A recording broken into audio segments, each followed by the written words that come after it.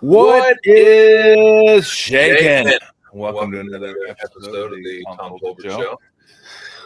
Marc Spears, a good friend of mine. It's the first person I've had in the backyard that actually got a chance to walk here. And he didn't, but he could have walked here. That's how That's trying to make time. Otherwise, you could have right down here in the bay. And I've done it. This wasn't the day. This wasn't the day. That's okay, though. I'm glad you got to represent your Spartans. Yeah, man. Took our coach. Arizona football team took our coach. So we're all right. We did. I wish we'd get a few more wins. Okay this year. We're doing all right. I like Brennan. I like the way he played at Arizona. I thought that was a good hire. It's not a great look, though, when you're losing as many games they lost last year, and you're wearing those giant legs. It's like, bro, okay, and then that's what the leg gimmick. You got to win some games. I'm mad because if you lose, I'm like, bro, you just get rid of the leg. I just try to win a game. Don't worry about what color the leg, how big your leg is. So, no, but I like it. And it seems like a really who actually had me talk to the San Jose State football team. He was coaching there a couple times. Just really truly cares about. I think a lot of coaches I laugh at some of my friends who coach in college and they're talking about family. Family 03. It's not family no more, man. It's an NIL world, right? These are coworkers. It's not family anymore. They are. But I think he actually, Brennan actually does care about us. Yeah. Well, I think you can do both. I think you look at. I mean, Steve Kerr's one of those guys. I think cares about his guys and coaches them hard. Yeah. We were talking about this last night, Marc. The coaches that can rip their own team, jump down their team's throat, and just really be demanding. I think when Pop left, that was the end of it. That might have been the end of all sports. Yeah. Because he has it, but not like Pop. Yeah. He's kind of. I told him, give me before you retire. I want you to go to a post-game presser and do a time of the sort of. Just like curves. Oh, you're talking about that. Yeah, but just whether you're honest or not. Because I think Tom sort of thought he was honest, but he mixed in curse words. It's colorful, we don't have those managers. We don't have those coaches anymore. That's because basketball's big business, right? It's not a mom and pop shop anymore. And I think this generation, and I'm not sound like the old man yelling at the sky. Oh, they're soft. Softer. Did you see the Wagner story? No. So Wagner College, we were talking about how coach and his job basketball program because he was too hard on his players, did loud drink water, stuff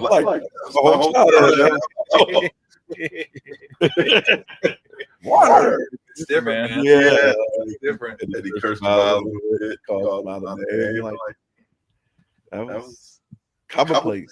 It's different vibe. We've been around the league a long time. Are there any other coaches? Because Steve's a little bit like that. He might be the last one that's left. Pop was definitely. There was a whole bunch of them when I was playing, right? Give me your definition of what you mean. Like a coach who's fiery, who would get up in your grill and yell and just be demonstrative, not be afraid to be critical of his team, like in post-game press conferences. And that was the whole league back then, right? Yeah. Mo did that. Nelly Mike did that. Yeah, Riley did that. Look what happened. Yeah. Look what it, he was dead right. Yeah. I mean, Darren Fox couldn't do it. Bro, I was at that game. Yeah. So you can't give up. What are you doing? Are there any coaches like that anymore? I don't think they can. You can't be like that. You think it's the players? Players, the agents. It's the don't embarrass my guy in public. The social media aspect of it. Sleeping well. Yeah. Oh, she's sound log. Yeah. That's the social media part. I think perhaps maybe that's something that hurt Mike. Yeah. It's maybe I think his camp felt like you're embarrassing Darren, whether it's true or not. Yeah. And I think nowadays, if it's in house, if it's behind the scenes, you could do it. Yeah. But they're so in tune to not being embarrassed on social media and it not being a clip, a moment. Yeah. It kind of gets regurgitated over and over again and shared. And see, look what happened, Coach. You said this about me, and now I'm being embarrassed. So I think it's because of social media that they can't publicly, shoot. I remember Paul Silas was he threatened to beat his players up and was got rest his soul and was like completely honest about it.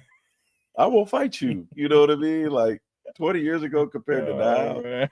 Like I covered Dan Issel. Dan Issel, yeah. Yep. I mean, he players were so bad at him that they did a practice boycott. Like, go look it up. It was a different time, man. But Jerry Sloan. Oh, I mean, come on. Sloan. Yeah, but it's Jerry Sloan too.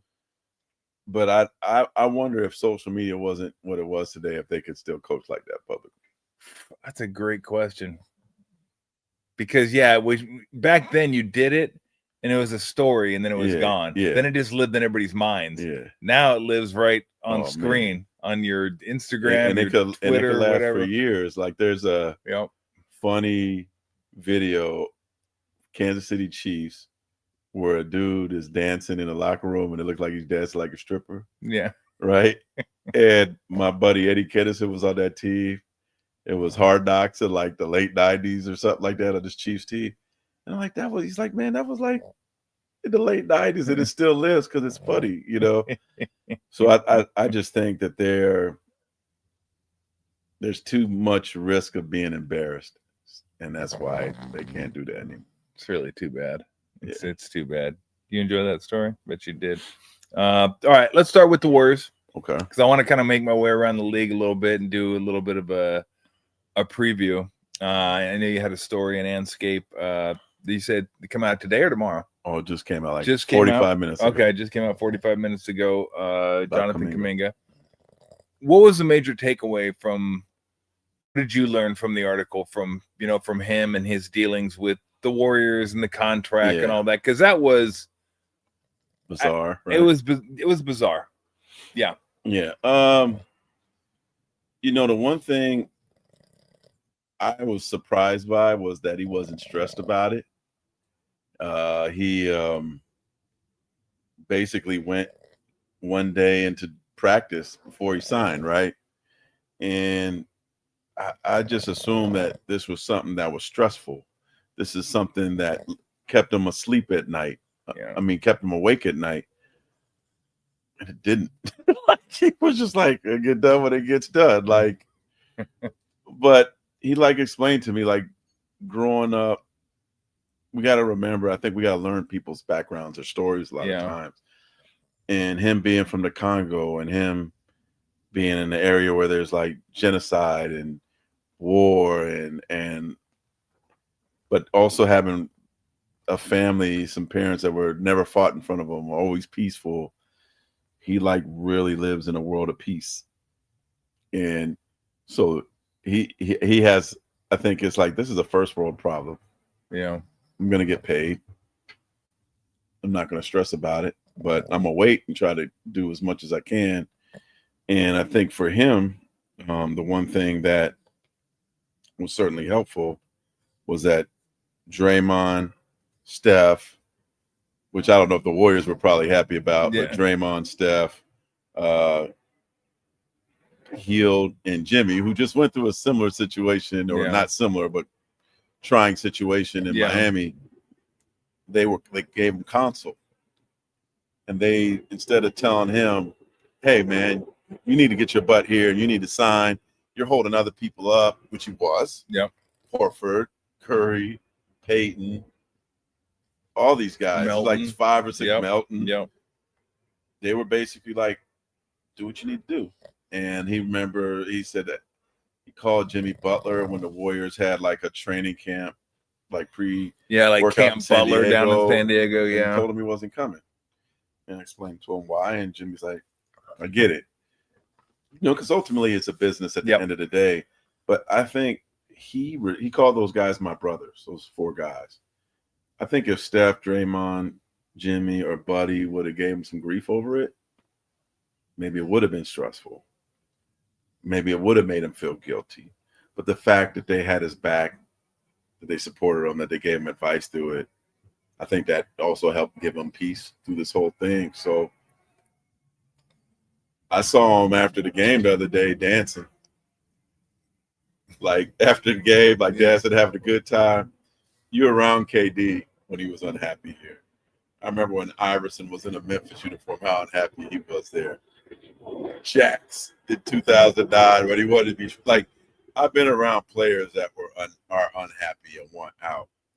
I'm not saying ultimately he doesn't want out, but he's not like consumed with it, carrying it. Yeah. It's not in his body language. It's not. Now we'll see how the season progresses. Yeah. And if I know he's certainly, when I asked him about his role coming up, he said, play defense, rebound, and run. Yep. And he's not asking about it. And that's only been his role for 3 years. Yeah, now. Yeah. He's like, and I'm like, you're not going to ask Steve about your role? He's like, no. He's going to tell me the same thing.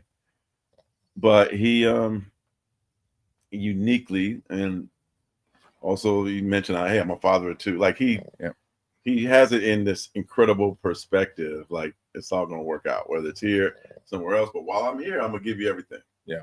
Whether you want me on the floor or not, I'm going to give you everything. So I think the Warriors have him at least in a mental perspective where he's locked in and giving them everything until they figure out what they're going to do. Yeah. I guess that, and look, that's been the question for the last few years now. He knows what they want him to do.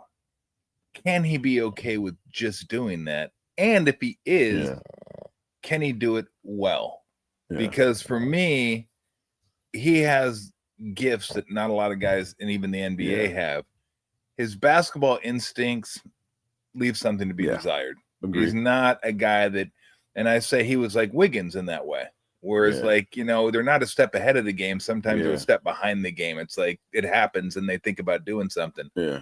But, I mean, if he can do those 3 things and be happy with that and just realize, like, if we win, I'm going to get paid. Yeah. And then I can go to a team and do what I always wanted to do. Carry a team, help carry a team, get 20 shots a game. But it's hard for young guys to do it. That, absolutely is. Especially when you're, like, watching other teams play. You're like, man, if I was there, I'd be the guy, or I'd be like playing 35 minutes. Yeah, well, like, that's the point. But those guys are on bad teams. They're on bad teams, and you're on a bad team. And I think Steve was telling me that. Like, I hope in time he has the perspective of that. Like, he got blessed to be on a great team. Yeah, you can be on it's a blessing and a curse. Yeah, it's a blessing because you get a chance to learn, you get a chance to win. It's a curse because young guys want to prove they belong in the NBA. He's 5 years in now. They want to get to that first contract, and then that second. So you get it. Again, it's a business type deal. But I've tried to tell people this over and over and over again.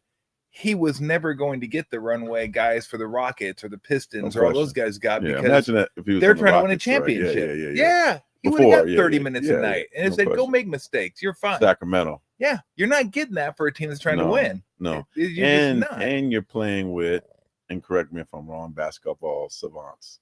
Yeah. Like the more I watch, and I've seen how many games we've seen Steph and Draymond play together, right? If you really watch them, their basketball IQ is astronomical. Jimmy's like that. Al Horford is like that. Yeah.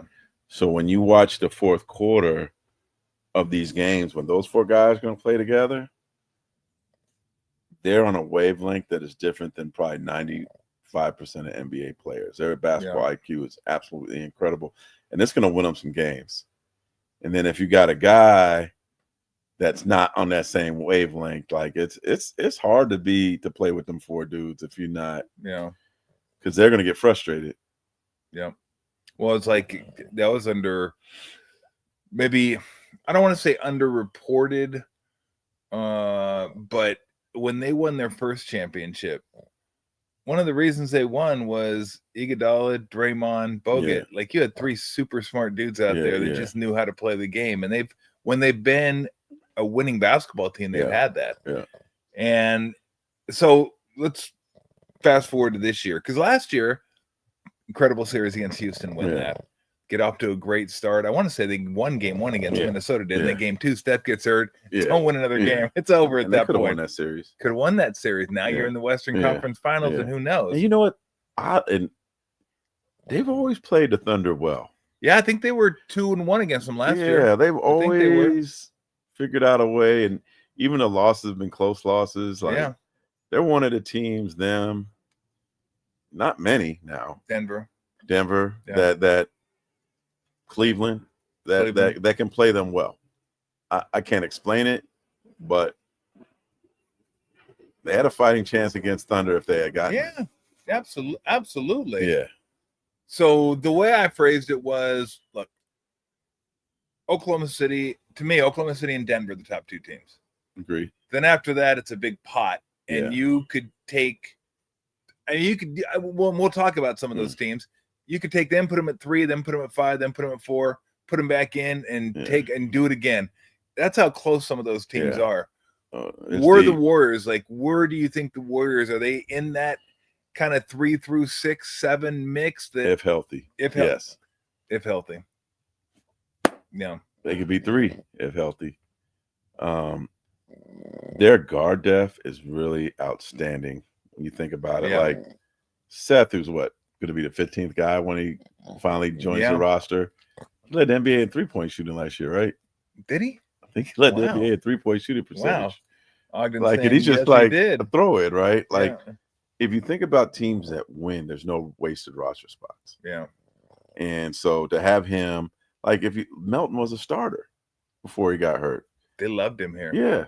So I do think there's a log jam.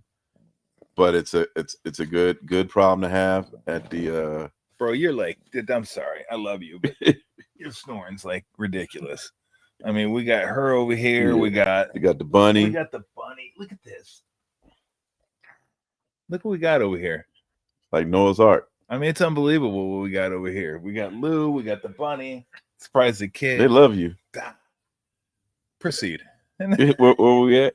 I don't know where we're at. We're at Warriors. The bunny like trying to get me. Yeah, no, that bunny like sniffing things. Oh, okay. No, what are you scared of rabbits? What do you think What do you think? It's an attack bunny? I'm never around them. I don't know.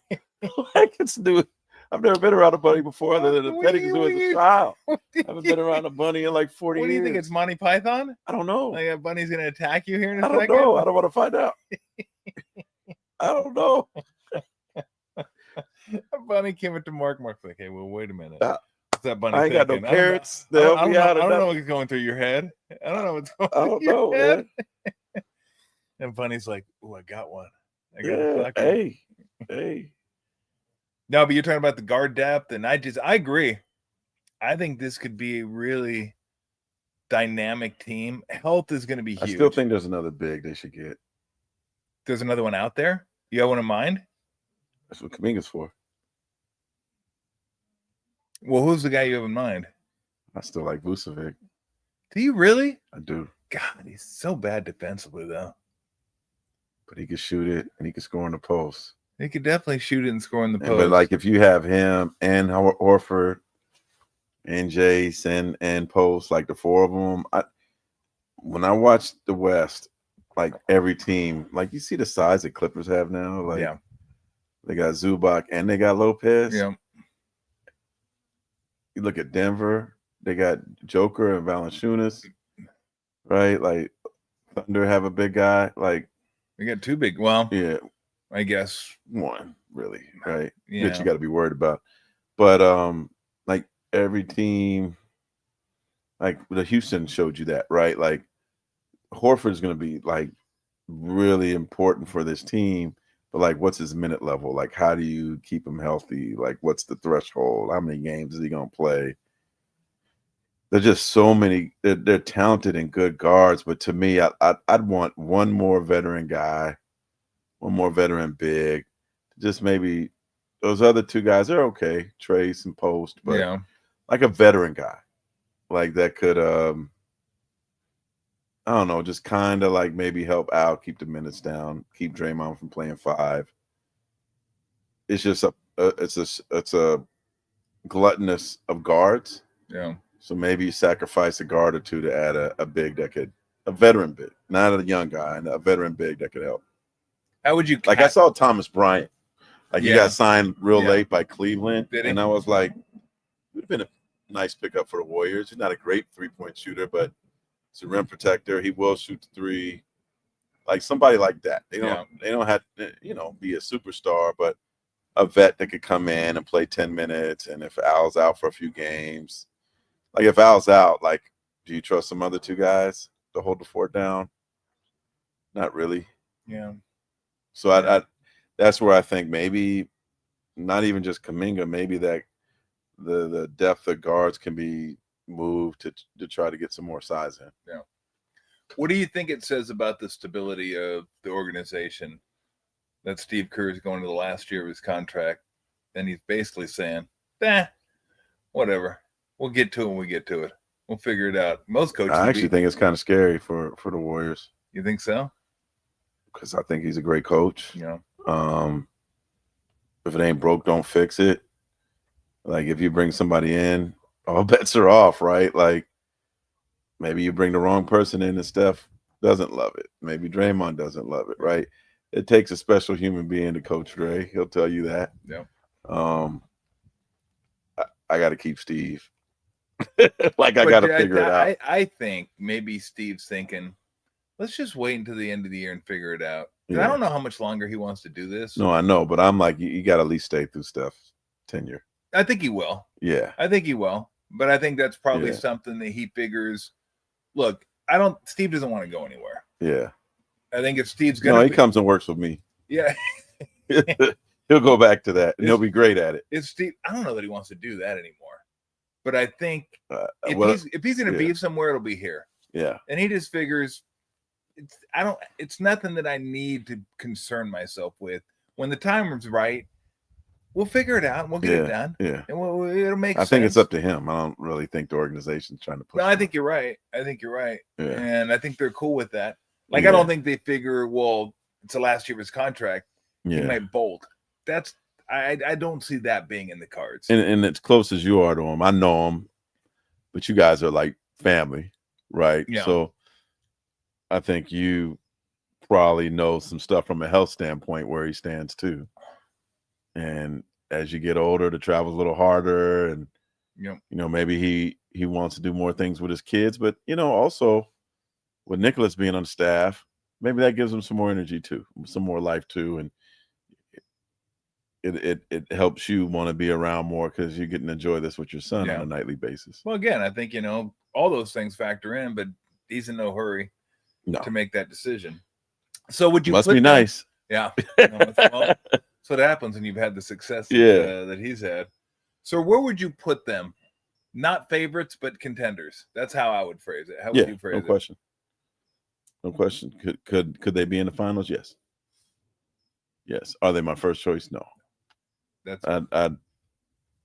But in the West, it's so great. Like you can make the same argument for the Clippers. Yep.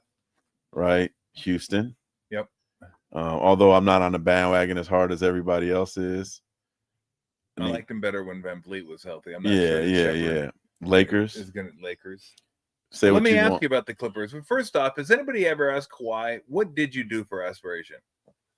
Does anybody even just ask him that simple question? So what did you do? I just want to know. It wasn't a voiceover. Yeah, what did you do?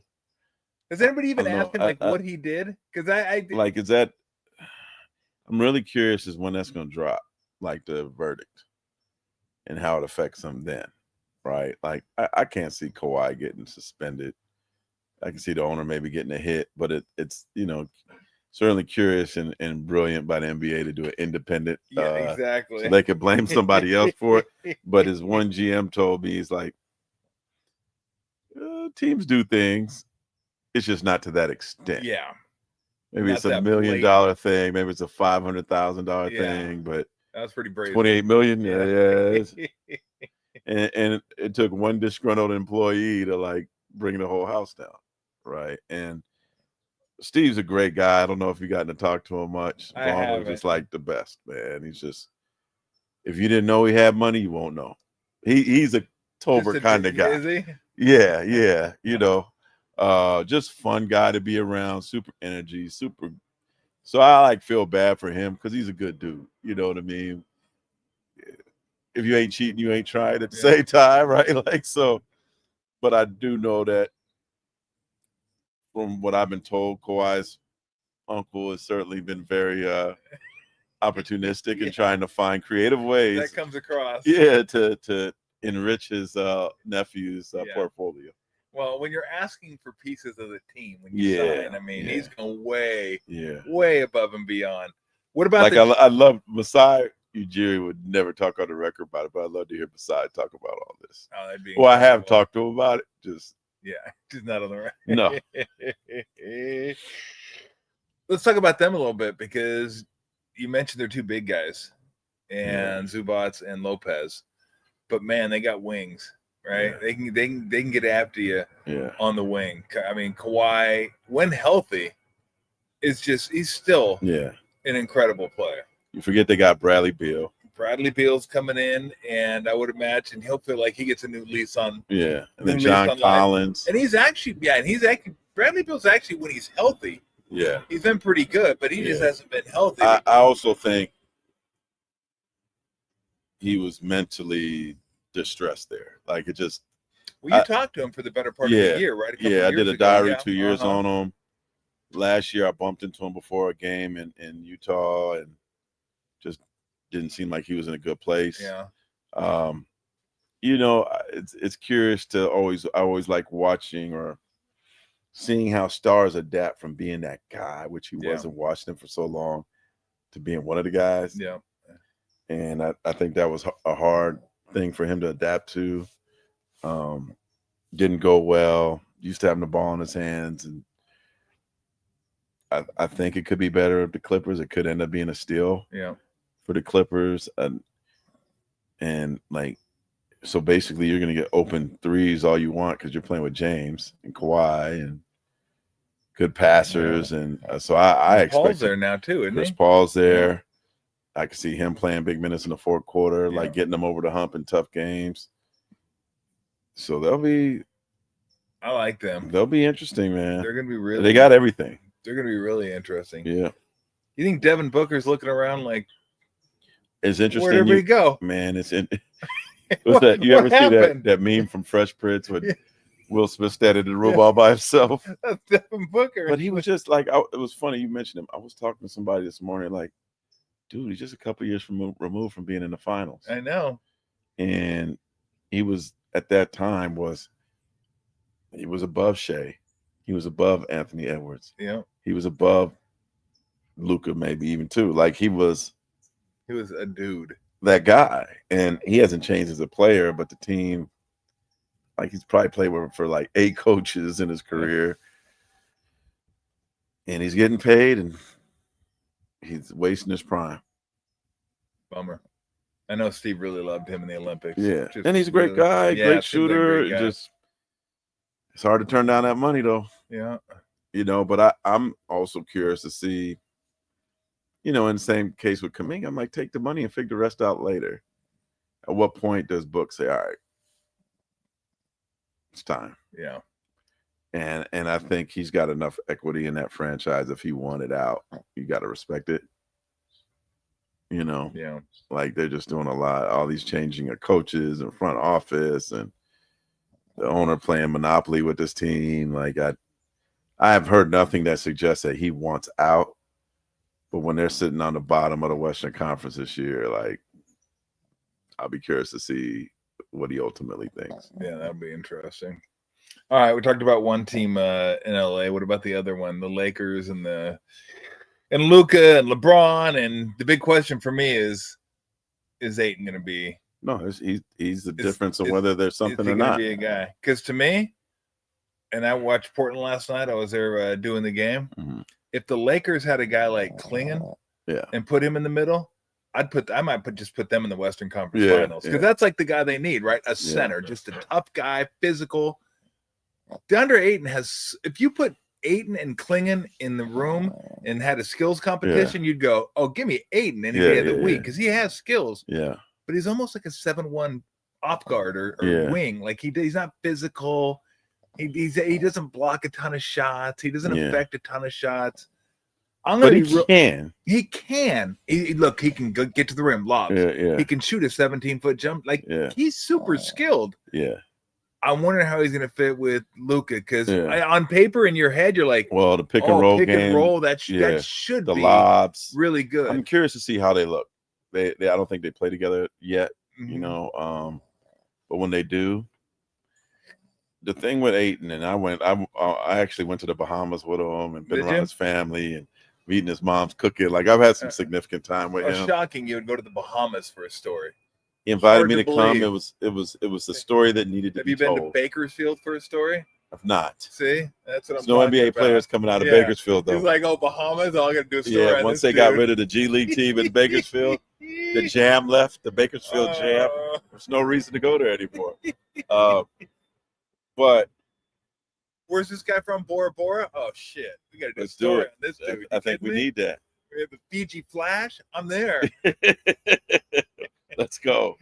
All right, so you're down there eating food. Yeah, oh yes. Mom's an incredible chef. Yeah. But in Phoenix, the spotlight, even going to finals, wasn't on him every day. Portland definitely wasn't on him. I sense now it's like, all right, I can't BS no more. You know what I mean? Yeah. Like, you're with LeBron, you're with Luka. I think they know the importance of him and the journey that they want to have. And I could see both of them, like, LeBron, from what I could tell, like, that kind of coach that you're talking about, he's that behind the scenes. Is he? Like, in terms of, like, if you ain't playing up to standard, he gonna let you know. Yeah. You know, maybe it's a little passive aggressive, but he's gonna let you know. Kind of like a Kobe way too. Yeah. Well, Kobe wasn't passive aggressive. He was not passive. He was just aggressive. But I feel like those two guys, they're gonna push him to a place where he needs to be, and they need him to be. Yeah. So I'm a go on a limb and say that Ayton's going to be pleasantly surprising, and if he is, then the Lakers are a problem. But it's he has to be that for them. Yeah. Well, it's interesting because I read, and I was always kind of lukewarm on Ayton, and I want to like him. Went to Arizona. He's a bear downer. Of course, I want to see him do well. But then I read the story in The Athletic about how he's late to flights and bad attitude in Portland, of all places. I'm like, bro, you're in Portland. Yeah. That's where you try to get things, tighten it up and get things turned around. And there's no way that's going to happen. Book recently was asked about him. It wasn't like there was some glowing. Yeah. But you're right. Like, if you can't do it here, you're finished. Yeah, no, I think he realized this is because LeBron and Luka. This is career affecting at this point. Yeah. You think Luka got in the shape he got into to come over here and watch you screw? No, that ain't gonna happen. Yeah. And another thing, Ayton's still like 24, still relatively young guy. So I'm definitely curious. Look 24, but no, he is 24. He got that Greg Oden thing going on.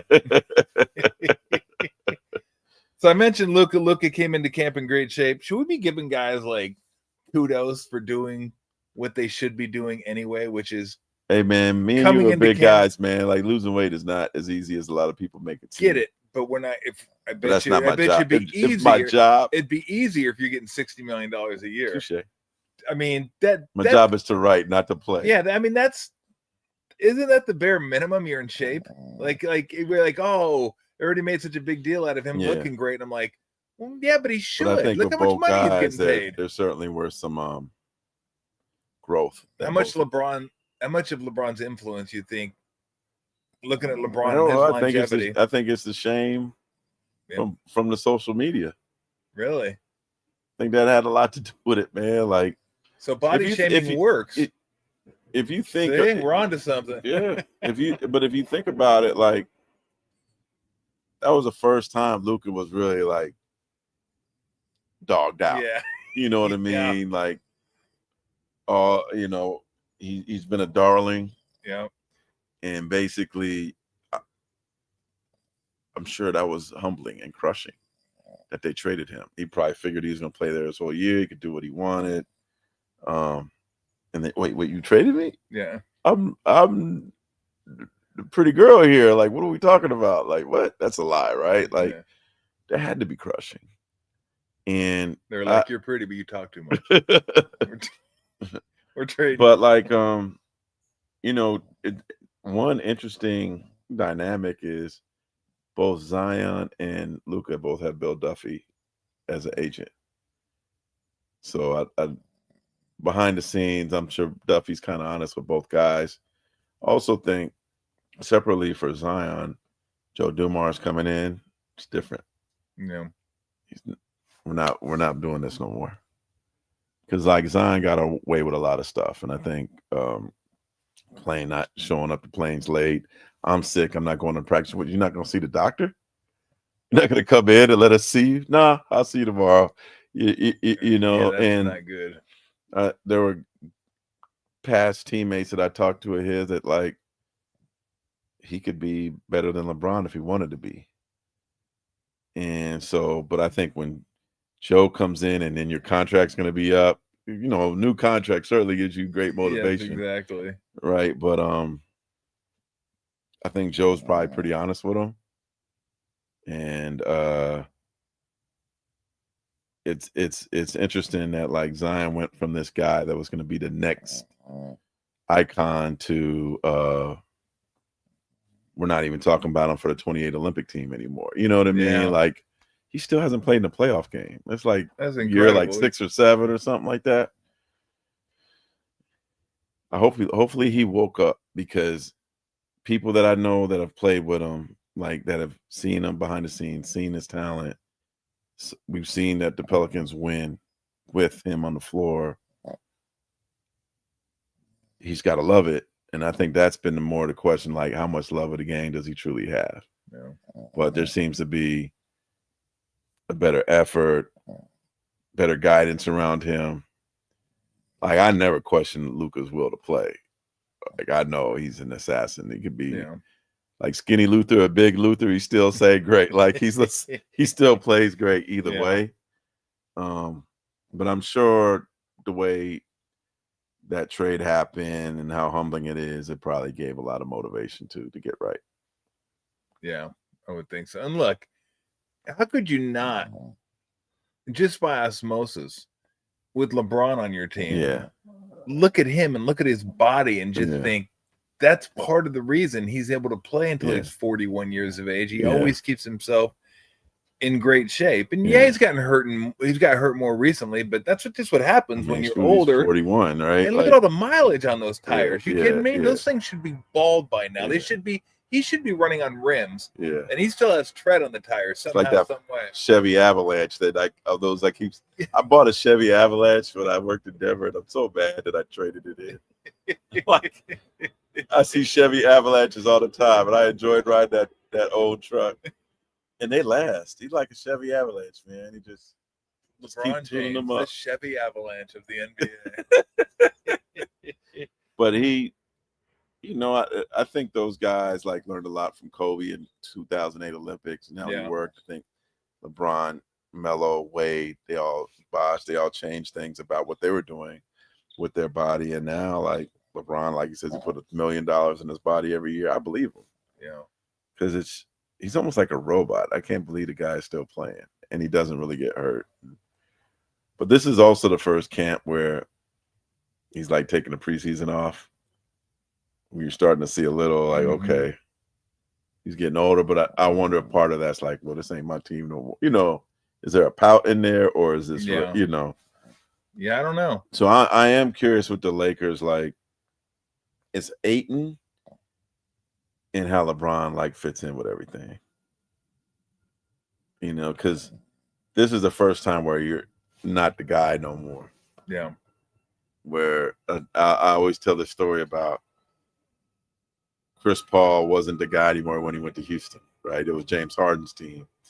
Yeah, you'll laugh at this story. We're at Oracle after a Warriors game. I'm in the locker room. Chris has these 2 giant pieces of luggage next to his locker. And he's like, hey, my brother has a rental car. Like, what's the quickest way to SFO? I'm like, is it a team fly out tomorrow? Like, what are you doing? He's like, taking a red eye tonight. Why? He goes, I want to go home. They're not going to tomorrow. Yeah. I'm going to take my kids to school. So then the PR lady walks up and she's like, notices the suitcase. Yeah. He goes, "Why? What are you doing?" He explains the whole thing, and she goes, "Well, why didn't you just tell Daryl Morey that you wanted to fly back tonight? We could all fly him back tonight." He goes, "It ain't my team anymore."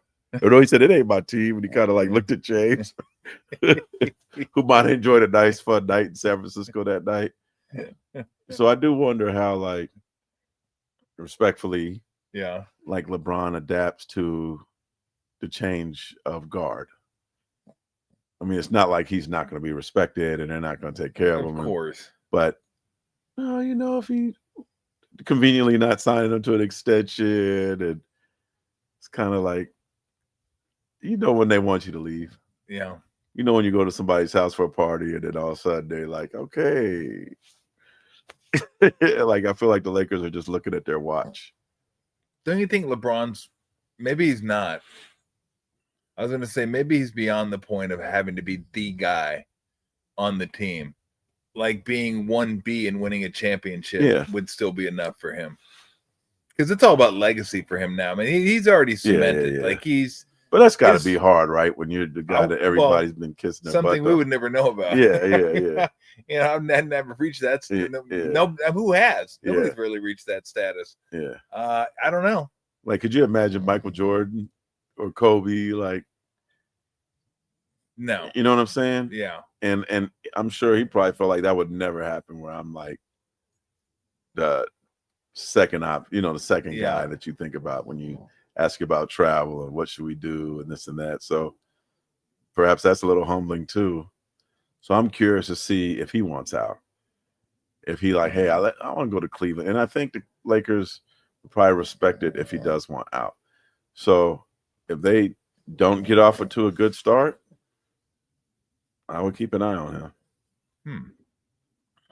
Let me ask you about somebody else. And he don't talk to me, so it ain't like he telling me anything. I'm just kind of read the tea leaves on how things are going there, and they don't start off well with the legacy thing, and who knows? Maybe he's like, hey, and if I'm the Lakers, when you could still. I always remember Danny Ainge saying he told Red Auerbach you should have traded Larry Bird while you had to. I saw that. Yeah. Danny told me that one. He said, "Yeah, I told him he should trade him while he still has like great value." Yep. Yeah, Danny ain't afraid of nothing. No. Danny's like, whatever. And maybe like if it gets to the point this season where the Lakers are like, okay, this is not a championship team, but we need to add some future assets around Luka, they probably should trade him. Yep. Not Luka, but LeBron. Yeah. All right, let me ask you about somebody that we've talked about forever, whether he's gonna stay or go. Giannis. It's an interesting dance, right? Like,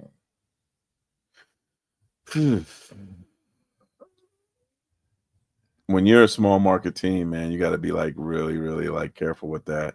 But because he's so great, I think they could get a great prize. To me, if I'm their general manager, I'm like, just be honest with me. Do you really want out? Yeah. It's not cameras. It's like I talked to him behind the scenes. Like, if he really wants out, you're going to fetch something phenomenal for him. And I'd give him the opportunity to go somewhere else, right? Like, he wants to go to New York, and I can get Cat back. And maybe I could get one of their talented guards back, get some draft capital. Maybe you do that. When you're a small market team, you have to be really careful, about your future. It's got to be his idea. Yeah. Right. And, but there's enough smoke around. Like, maybe he's just scared to say it. And then the comment the other day, we're like, well, I'm here now. Yeah. Let's worry about right now, guys. Okay, let's not focus on the future. But I do think any small small franchise general manager, you got to protect your future. And if he wants out, I'd do it. Yeah, absolutely. But now we getting the mint back now. Yeah. They're not a championship team anymore. No. They haven't been since. I still think that like the Dame thing, kind of like Dame getting hurt, that was it. Well, I think that was a mistake. And look, that's Giannis wanted that. He wanted. Yeah, they did everything that he wanted to do. They were better when they had a little more depth and they had Drew Holiday. Yeah. I mean, Drew Holiday. Yeah. He's a badass, and he's gone down a little bit the last couple of years. But I mean, plays defense, can hit big shots for you, can run your offense, can be the point of attack defender. I mean, like, he was really good. And in fact, I'd make a case that, like, individually, he's not as good as Dame is. Yeah. But for that team. Yeah. He was probably better for that team and he liked than Dame was. Yeah. He was fine with being there. Yep.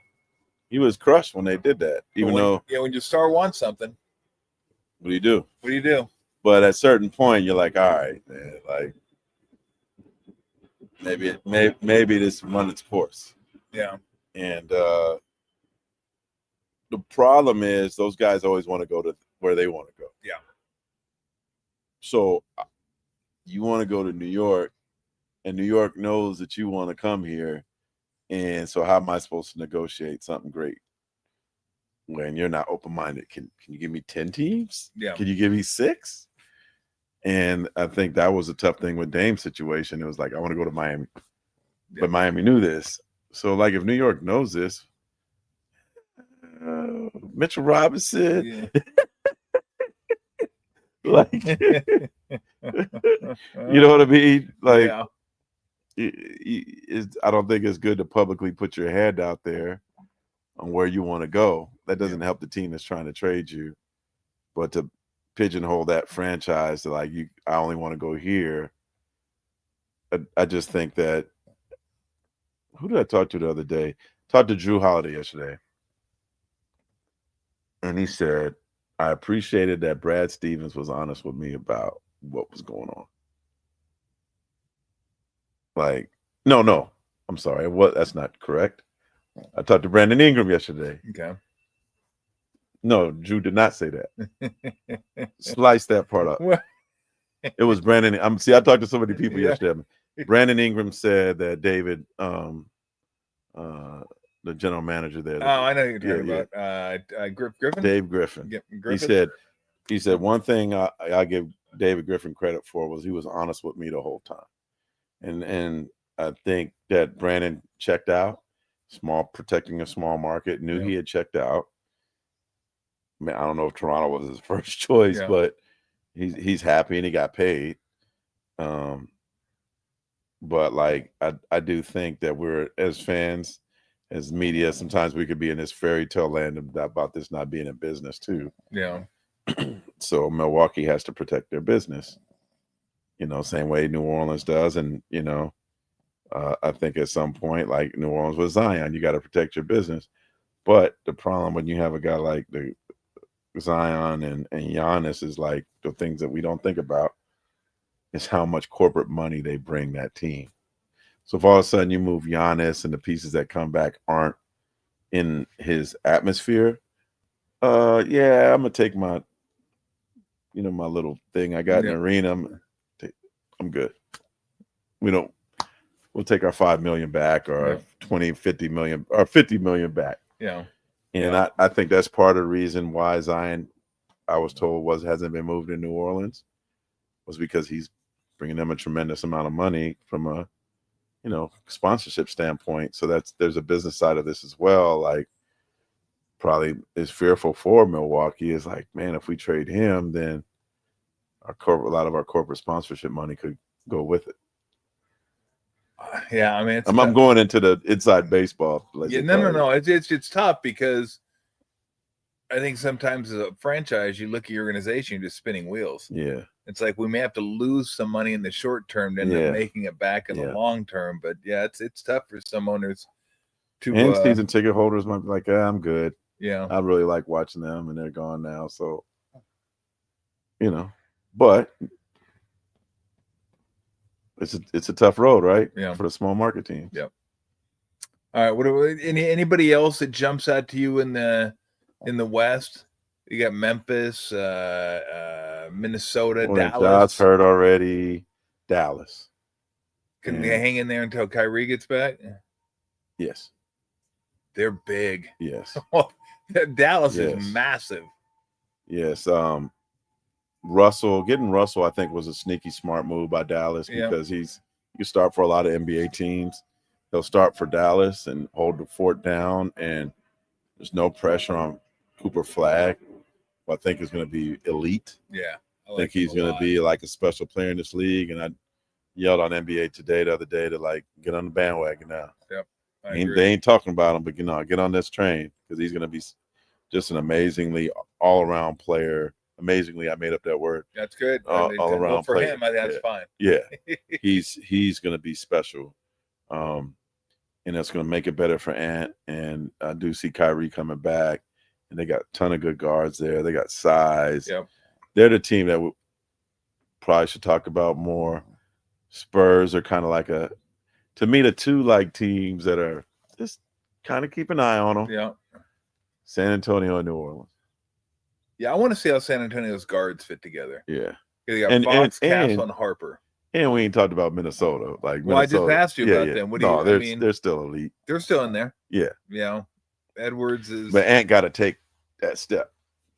Yeah. Like I still remember, I covered when they got eliminated in 5 games, I believe it was. They lost to Denver in the West Finals pretty quickly. Yeah.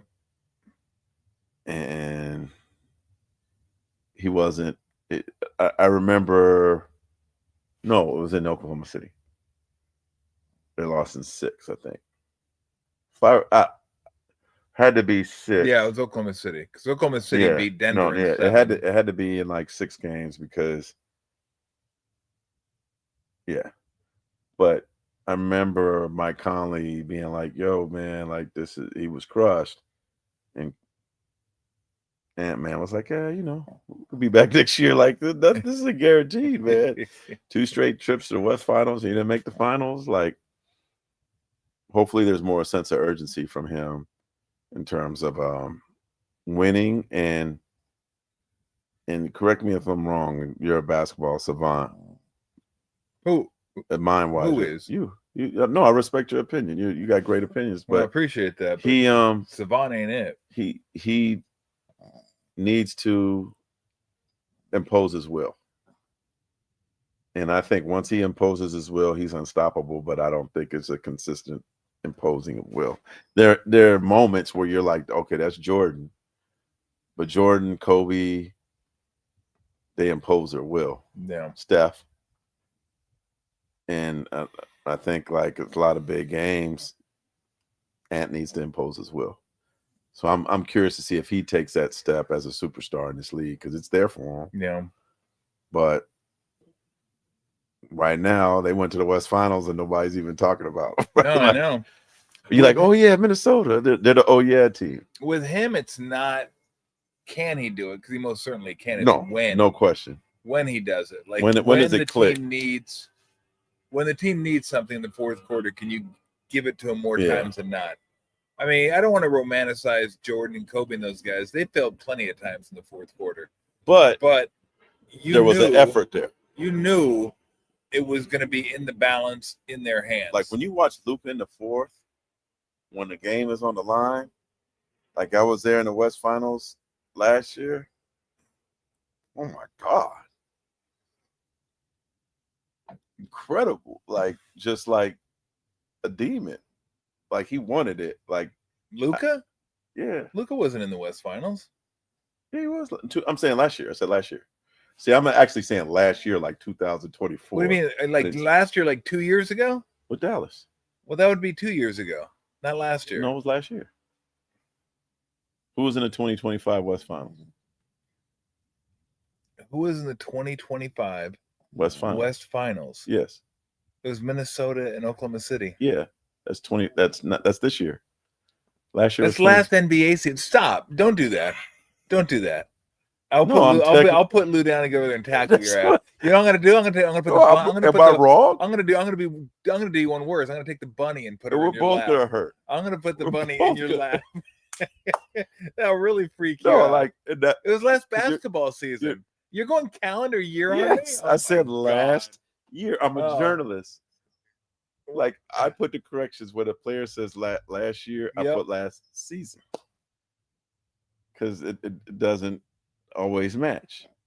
Last year, Am I wrong? No.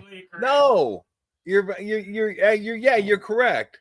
Just nobody said no one would think last year as in 2 years they ago. made it. No, when I think in terms of this year, That's year, last season. Whatever semantics, ketchup, catsup. No, God. it's factually correct. Ask me never to spend too much time at your house. You'd be like, no, you can't say that, Tom. You can't do that. No, that was incorrect. Like, what do you mean? English wasn't my strong suit anyway. English was always. I was better at math. Yeah, I was. Yeah, math, English, dude. When I had like English stuff due, right, and then I would write stuff, and I was terrible spelling. I was okay, not great, but I would look at like I'd write something. And then I'd look at it and go, you know what? I could probably use a couple commas. And I'd just like try to pick some spots where it looked like a comma should be. That looks pretty good right there. I got like 2 or 3 commas right there. I go, okay, we're good. Like on the flip side, I'm gonna give a shout out to Gillian Gomez, who went to Andrew Hill High School. It sounds like I don't know whatever happened to her. Yep. But she helped me cheat statistics. You know what I mean? Oh, I was awful at statistics. And we had this like little English black lady who had like a peg leg, respectfully. Peg leg? She did. Was she a pirate? No, she had an injury, right? Well, I'm assuming. But she says, I remember she said, Mr. Spears, you improved so much in your scores and your final. I'm so like, yeah, we go to lunch. I got you. Like, but I was also the guy that took the essay test. Like, remember that 2 people in your class when they said you want multiple choice, you want the essay test. We never got that choice. Yeah, I would always take the essay test. Would you? In high school and college. Yeah, I get an A on that. I could BS my way on the essay test. Multiple choice. I'm like, Yeah, we always did. We always did Scantron. We had a teacher. Oh man, I'm like trying to figure. I'd be right and make myself wrong all the time, overanalyzing it. We had a teacher in 7th grade. So we'd take Scantron tests, 50 question Scantron test. And the best part was he would bring the Scantron machine to in front of class. And to everybody. And he'd say your name and then run it through the machine. In front of everybody? You'd hear like, Bill so-and-so. I'd be like, oh, everybody down. What would it everybody down? Could they see the score? No, but you could just tell like how many times it was like, it was like a good and bad. It was like somebody opened up a Tommy gun and like now. I had one test, and it was the best feeling ever. He goes, Mr. Tolbert, and he ran it through and it went 49-50 automatic. I go, that's what I'm talking about. No, mine was. I go, run some more because this is awesome. Yeah. So he liked me that day. He was also a teacher that threw an eraser at my head too. That would never happen in today's school. Actually, and he missed me and hit the girl behind me. It was pretty funny though because a puff of smoke just went poof. And nothing happened to the teacher. Nope, nothing happened to the teacher. Well, it was actually chemistry, but I do remember in college, I was so bad at statistics that I had to like take it twice. And the second time I was at San Jose State, but the timing didn't work, the times. So I had to go take it to San Jose City College, sat in the front row, showed up every time, did all the homework, still didn't pass it. And the teacher's like, Mr. Spears, I'm going to just pass you because you gave effort. You sat in the front, you tried, that's what I'm talking about. You just don't get it. This is your second time. Like, I'm going to just pass you, man. I feel bad for you. And I think he realized some people just don't get statistics. Did you give him a high five on the way out? I did. Thank you, man. I appreciate that. Yeah, I just needed to pass. But look, that's what happens when you give the effort. I sat out front. You weren't a slacker. Terrible. I missed did shots, what you could do. But I came to practice every day. I tried. You tried. I just sucked. Yeah, hey, some people are 12th guys. Some people are 15th guys. And I respect that teacher to be like, look, man, you're just dumb. I like the effort. I like but what you tried. Did. I like what you did. Yeah. All right, let's get to the Eastern Conference real quick.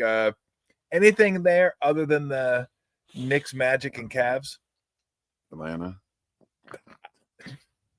Now maybe we can argue on It'll this. be interesting. Maybe because this is until proven otherwise, Yeah. any team that has Trae Young as their best player on the team, somebody was arguing the other day. I immediately say they don't have a chance to win a championship. Jalen Johnson is really good. I like him a lot. And he was hurt, and I think they're playing really well till he got hurt. And they added Porzingis. Like I do think they have some interesting pieces. They do. But that just shows you how limited the East is. Like that, I jumped to Atlanta. Should we at least be respectful of the Celtics, or did they just lose too much? And I do wonder if Tatum does come back. Like they showed a video of him dunking today or something. Yeah, but it would remind me a little bit of when Jordan came back and lost to the Magic. Like it just be the whole season. But if he came back in mid-March, right? Maybe. Because I respect the culture. I respect the guys they have. He got surgery the next day. Maybe that made it. I do, but I do not expect Dame to come back. Dame is not coming back. No. And I mean, why would he for Portland, right? But just keep an eye on if Boston could just kind of just stay in the 6-7 area, or they're gonna be a late in the East. They still could be 6 with that team. They could. And I'm just kind of keeping an eye on. I remember I wrote this story. I talked to Jason Tatum's dad, and he projected that he could be back late next season. And I think that you mean this season? Next season hasn't started yet. In this season. Next year, or is it this year? Or next year? Yeah, this year. No, it's not this year. This year. Next year. Who's up first? But I don't think so. I think that's too much to ask. I think he's young enough to just do it. I know, but I don't know. They're going to have enough. But anyway. But that's where Brad Stevens and coach have to really make a tough decision. Yeah. I think it's Cleveland in the East. Yeah. I mean, if I'm Cleveland, I'm like, this is our year. Right? We had it last year. Yeah.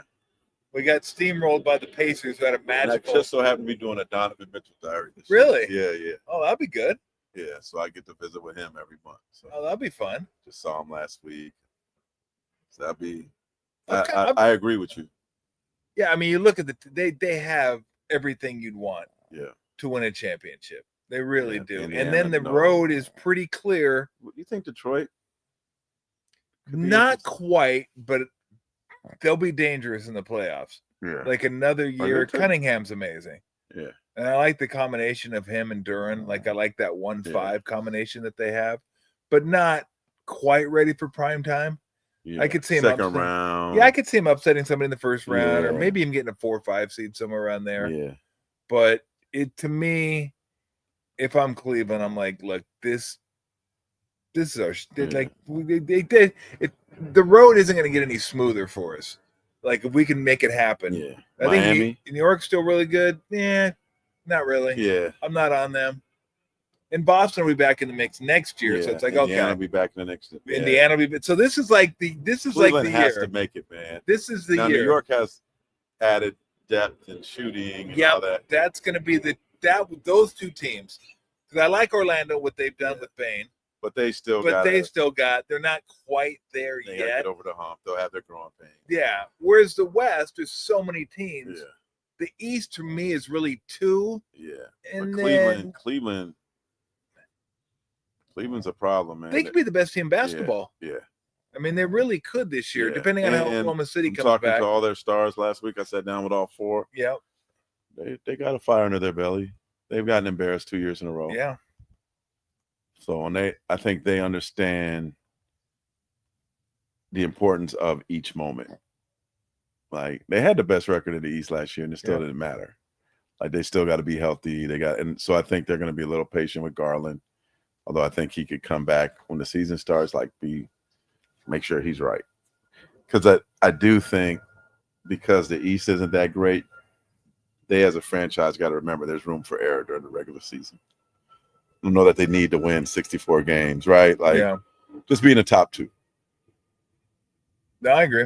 I'm with you on that. I think it's them, maybe them and OKC. I think Denver can win. No, I think Denver could absolutely win. That's why I put them in the top 2. Yeah. I put Denver. Like Denver took them to 7. I put Denver above the mix of everybody else. Yeah. And everybody else I consider contenders, but Denver's that next step up because they added depth. Yeah. And they added very good, a legitimate center to back up, so they don't fall apart when Jokic comes off the court. But it's still Oklahoma City. If they're motivated still. I'm always curious about teams year 2. How do you deal with it? Like I always remember when the Lakers won in 2009. Next training camp, it was like I knew something was wrong when even DJ Benga had a guy. Like DJ Benga had a guy. Yeah, like all of a sudden he had a PR person. Like DJ Benga got a PR person. I'm like, oh man. So, but Oklahoma doesn't seem to have the egos. I just wonder if they changed it all, got complacent. Like I don't think you never know until you see it. And I would agree with you. Haven't repeated in a while. Yeah, right? I would agree with you though. They don't seem like that type of team. They're the deepest team in the league. Yeah. And the thing about them is they don't even shoot it particularly well. They shoot a lot of them, and they shoot it well enough. They're so good defensively. And then I think Jalen Williams is also gonna sneak in the top 20 players in the league. You think so? Yeah. Well, top 15. I mean, like he in the finals showed me, okay, he's taking that step. Yeah.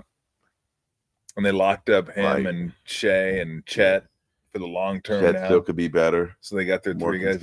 Yeah. Yep. You know, but and then I think also there's going to be some pressure to win now again, because I think from a salary standpoint, they're going to have to get rid of some guys after this season too. So they're going to have to make some changes to save some money. Yeah. Those. I hate the way the CBA works. I really do. Yeah. You shouldn't be penalized for drafting and developing well. Yeah. Like I've always said there should be 2 different like salary categories, if you will. Yeah. If you go out and sign somebody as a free agent, even if you trade for them, those are 2 different ones, especially if you're a free agent. Yeah. But if you draft a guy and you develop him and now he's really good, and now you got to make a choice on who to keep because now he's too good and you got to pay him too much, that doesn't seem right. It really doesn't. It's reality. That's what the players and the team owners voted for. So I know. I guess it doesn't matter. We'll see what happens next CBA. Oh, let me ask you about this to me signifies the softness of the players in this league now. It's a new rule in the NBA. In case you guys aren't aware of this, the 3-point thing. Yeah, you'll find out about it first, second game, maybe when you watch a basketball game. When players shoot a last-second shot, like quarter shot, halftime shot, game shot, and it's a long heave, if they miss the shot, it's going to count against the team. So they don't get penalized for shooting the shot, only if they make it. Why? Don't you have better things to do? Will get added. To make that up? Don't they have better things to do with their time? Do we have to worry about the players feeling so much that you're going to hurt your percentage because I took 5 extra chucks a year? So that shot at halftime yesterday, did that count? Nope. What's the distance that I was going to ask the same question. I don't know at the half court maybe. Because I was actually, when he shot, I'm like, does that count or not count? Because I thought it had to be like 3/4, a quarter, or something. Like, I don't know. What's the distance? I don't know. Yeah. But come on. What do you think about the 3-point foul thing? It's going to probably help. Oh, the high five? So another rule last year, if you shot the ball and the defender followed through and hit your hand after you let the ball go, it was deemed not a foul. They're going to change that to a foul this year. So I don't like it. Steph got called. One got called against Steph's defender the other day. I liked it the way it was because I think after you release the ball, that's not affecting. Yeah. Just as long as it's not reckless. Yeah. If you come in there and you hit down hard and you're swiping, I could see calling that a foul. Now you're asking officials to make a judgment call, and they probably wanted to stay away from that. Yeah. But I kind of like the fact that you could go and challenge a shot, and if you just hit the hand, it's different than when you hit the wrist. If the ball's still in the hand, that's a foul because you're affecting the shot now. But if the ball's already gone, to me, that shouldn't be a foul. Yeah. But I guess this makes it fairly clean. And if you're a player, you just have to adjust. And Steph's probably super pumped they brought that back now. He might get 24-point play opportunities this year. Yeah. Exactly. 1, 2, 36 3. feet. 30. That's it? Yeah. So if you take a 37-footer, well, have 47, I guess. Isn't it 94 feet? Yeah. It does say the play has to start. Like I said, I wasn't good in statistics. Yeah. So it has to start in the backcourt. And if you dribble it up to 37 feet and you miss it, then you don't get it, doesn't count. And fourth quarter still counts. Fourth quarter counts? Oh, it does count in the fourth quarter. Okay, fourth quarter. What are we doing? What? Let's just make up some like who had a free day in their schedule during the offseason and said, you know what? I need to. What should I do today? I got nothing. Hey, Adam. I got nothing to do. Hey, Adam, guess what I got? Is it all about All-Star? No, not All-Star. I got nothing. I got. Why don't you go do this? Work on this. This is the problem. Let's work on this. Well, the All-Star. Look, there's no. I keep telling people, just leave it alone. There's no solution to the All-Star game if the players don't care. That's it. You can't incentivize them to care. Somebody said, "Well, you could money on the rim." Yeah, somebody said you could pay him money. I'm like, they already make $50 million. When I need to give more money for an All-Star game? Yeah. Look, go back and watch a game in 92, 93, 94, whatever. It wasn't regular season intensity, but those guys played hard. And it was like 131. What it comes down to? What's that? Kobe was playing, they played hard. When Jordan was playing, they playing hard. When Magic and Bird played, they played hard. The elite stars, which is LeBron, and you could say Steph, you could say KD. If they implored on everybody to do it, they would. They gotta push them to play hard. I guess it's almost like a badge of honor now. Yeah, but then we're so cool, we don't want to try. Now it's like I went to the WNBA All-Star Weekend. That game was bad. Now it's like it's trickled down to them. Taken after the guys. Like, come on now. But it's like, I watch you play pickup in the summertime. Watch those videos.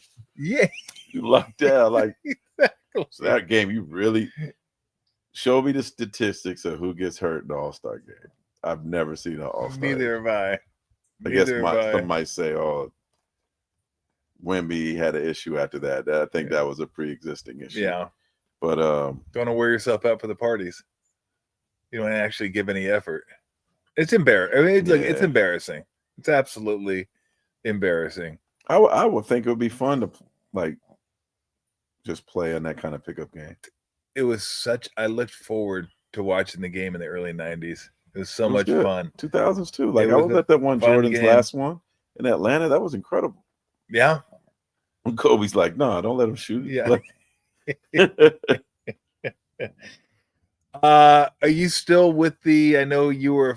I don't know if fan might be a strong sentiment, but where you at with the mid-season tournament? I like it. You like it? It's fun. Yeah. It's not needed. They just want more money. I don't dislike it. I think it's pretty cool. I've been both years. Have you? And there's some intensity to it. I do think the players actually care about that. And it's I do think that was good training ground for you forget who was in it last year, right? It was last year. Oklahoma City. Oklahoma City. There you go, last year. Milwaukee won.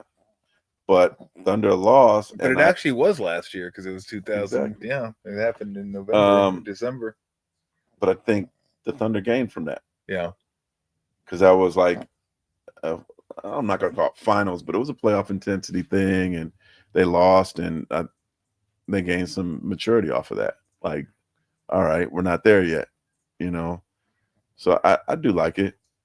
I'm fine with it. Yeah, I'm okay with it. I think it's useless, but whatever. It doesn't harm anybody. No. It doesn't hurt anybody. The play in game, however, is one I will never accept because that allows someone to get into the playoffs that doesn't belong in the playoffs. The mid-season tournaments just like, look, you guys. Do you remember how it started, though? The play-in game? I don't. We're in the bubble, and they were trying to figure out a way to get Zion in. Oh, and it didn't work. That's what it was? Yeah, and they stuck with it. Wow. I did not know that. Yeah. They're trying to figure out a way to get Zion into the playoffs, and it didn't work. But but TV loves it. TV loves single elimination games. Like, right? Loser to go home. You know what I would prefer to see is somehow like the top 4 seeds get, like in baseball, where you get a rest, you get a bye. Yep. And let the bottom 4 seeds, like the first round is so bad most of the time. Like you make it to the top 4, you get a breather. Make the other like 4 teams or figure it out how to do it. But like give them a breather, and then the bottom 4 play to survive or something like that. Maybe a 5-game series. I just think the NBA playoffs are way too long. No, I totally agree. Totally agree. All right, where are you with the state of the NBA right now? Do you think there's a lot of young talent? I'm not worried about like the talent come in. Like even this college basketball season, watch AJ Debance at BYU. Okay. I've heard he's made some great growth this summer. Like he's even going to be better. Darren Peterson with Kansas. Okay. Like there's some players to watch. Basically, my point is there's talent coming. Like I think the NBA is in good shape in terms of the talent that's there, the young talent, what's on the way. So I'm not worried about that.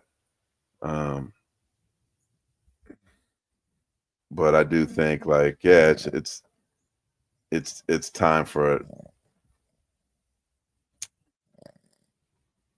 I'm trying to figure out how I'm trying to say this. Like these just like we got to just appreciate every game you see with Steph and KD and LeBron, and it's getting there. It's getting close. Yeah. And next thing we know, we're going to blink and they're gone. And I always say, like, when Steph retires out here, like, it's going to be a sad day in the Bay. You're going to see a lot of people, some of the toughest dudes, and crying, a lot of sad people. Yeah. Maybe I'm wrong, but I think he's bigger than Montana and Rice and Ricky and Bonds and McGuire. Like, I think he's bigger because those guys didn't have an opposite team sharing the spotlight. Like Steph got him those championships, and you even got old ladies wearing jerseys, right? Like, so every time I watch Steph play now, every time I watch Kevin play, every time I watch LeBron play, like even James Harden, like some of the older guys, like maybe I'm just getting older, but I'm more nostalgic about watching them play and appreciating them. You must have ESP, because I literally was just going to ask you, when it comes to sports, who's the Bay Area's guy? Like the ultimate guy. And you mentioned all the guys that I was going to mention. I mean, Ricky and Barry and Joe Montana, like Joe was Jerry huge. Rice. Joe was massive. And you were playing when he was playing, so Joe was like every woman had a crush here on him, like yep. But Jerry Rice, but Steph is different to me. Steph is. I wonder when all's said and done. Mm-hmm. And I tried not to do the top 5, top 10, top 15. He's one of the greatest players of all time. No question. Did you see that list? No, what list? That he is, according to Forbes, he's the richest American. He was the richest American sports athlete this last calendar year. Really? Like he was above LeBron. Wow. Now I think it was Ronaldo. Might have been. It was either Ronaldo or Messi that was number 1. Okay. But Steph was 2. It's like, really? Like I didn't. It's pretty impressive. Now somehow Deshaun Watson was like 18. I don't know where that came from, but Deshaun Watson. But no, it's like Steph is, and he's like the nicest dude in the world, man. Most normal is like to be he's not a superstar. He's an icon. Yeah, he's a global icon. just good. Like people ask me about him all the time. He's like actually like there's a lot of jerks. Yeah. He ain't that. No, I was gonna say where he started and where he ended up. I didn't see that. I was gonna say that could be the greatest chasm. Oh yeah. In the history of the game, and then I thought, well, there is Jokic. Now, from Jokic is going to be even bigger. That one's going to be from what you can. Do you think Milwaukee could have traded for Steph instead of Monte? That's a story I've heard. I've heard that the Warriors Monte, gave him right? the choice, and that's back when Steph had the bad ankles. Yeah. So I've heard they gave him a choice, and it's so funny the NBA, like in sports in general, all these little veins that happen, right? That if it just was a different vein, you'd be like, "Oh, that's totally different." Steph's in, I still remember Milwaukee how now, upset Mark Jackson was when they traded Monte Ellis. It was in Sacramento, and he was sitting on the sideline like by himself, kind of like pouting and upset. I'm like, I don't know. These two other guys you got about to take off to me. And then you got Bogut. I mean, that was that trade gets lost a little bit in Warriors history. Another thing that people forget is if you could have signed. I think Bob tried to sign. Was Bob there then? I think they tried to sign Dwight Howard that summer and didn't get him.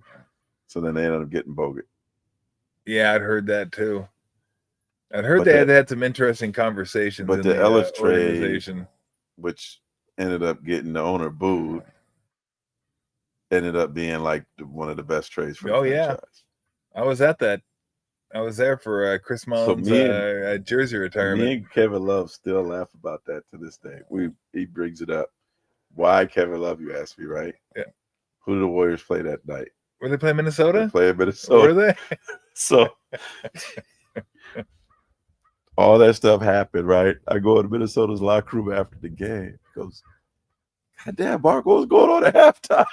We're in the locker room. All of a sudden, we like hear all this booing and stuff. And like, what? I'd explain to him what happened.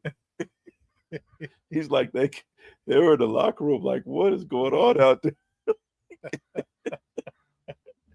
The best part was when Rick Barry stood up and grabbed the mic. Oh yeah, it was bad. I looked over at Jim Peterson, who I said next to. I go, "This is gonna be good."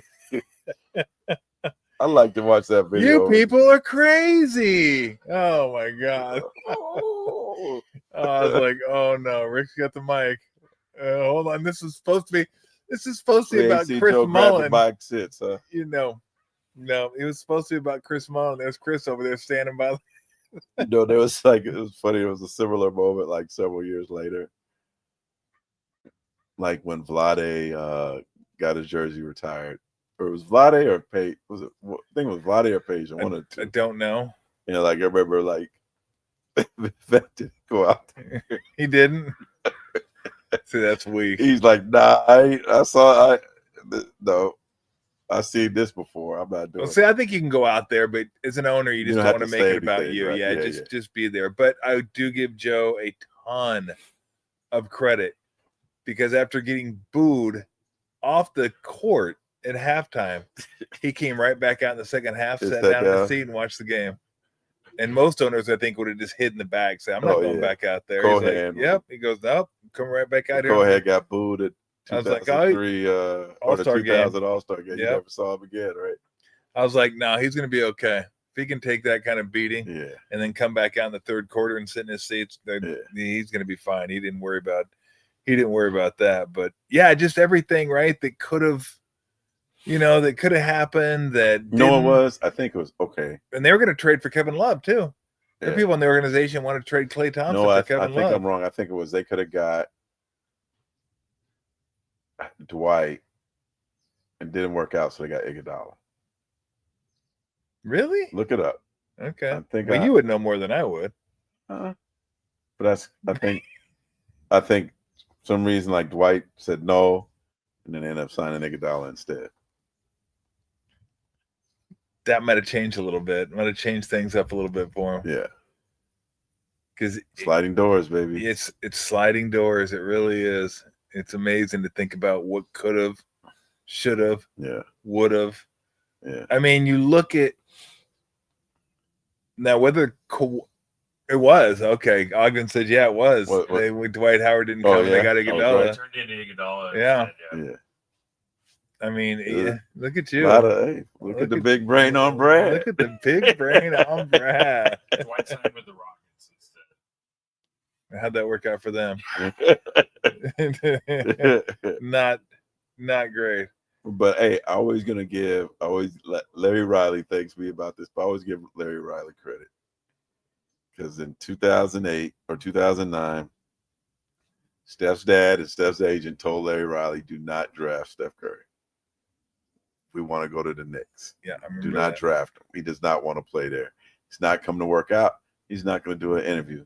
Larry Riley was like, I don't need to work him out. I saw him play.